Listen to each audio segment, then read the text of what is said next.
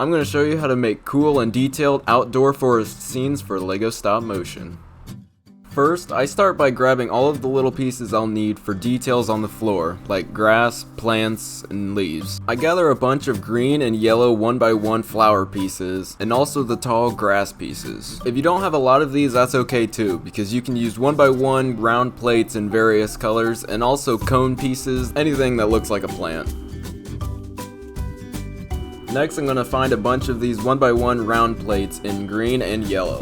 Once I have those, I'm ready to start working on some trees. I like to have a few trees from LEGO sets to put in the background, but for the trees in the foreground, I mostly build my own. So when it comes to building trees, I usually just wing it. Start with a few slope pieces on the bottom for roots, and then build up with other bricks, and just add whatever kind of shape you want to your tree. Add some random branches here and there, and whenever you think your tree's tall enough, you can start adding leaves. And since this is stop motion, you're only going to see one side of the tree, so you only need to put leaves onto one side to save some pieces. And if you have any of these branch pieces, use those instead because they're easier to work with and they give a more natural look to your tree. Build a few more of those and you're ready to set up your scene.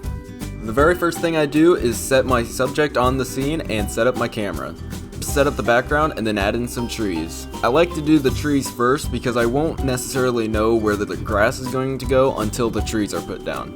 Then, if I have any bigger trees from LEGO sets, I like to put those down sideways in the background to kind of fill in space. Then next, I'm going to take these leaves and fill up the background. I like using leaves in the background because they're easier than placing each individual piece of grass. You can save the grass for the foreground where you'll actually see it.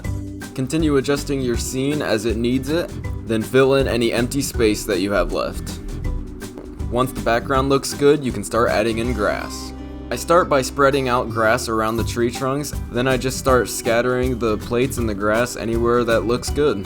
And then once you're finished with that, you can start adjusting the lighting to see which feels the most natural for a forest scene. I try to light the background very slightly and then keep most of the other lights from above to make it look like there are shadows from the trees. This here looks pretty good, but I would probably dim the light in the back just a little bit if this was a real stop motion. And I'd say this is a pretty good scene. Hold on. Yes, there we go. Yes, it's perfect. Okay, yes. Thanks for watching this tutorial. I hope this was helpful. Let me know if you'd like to see more of these, and yeah, see you later.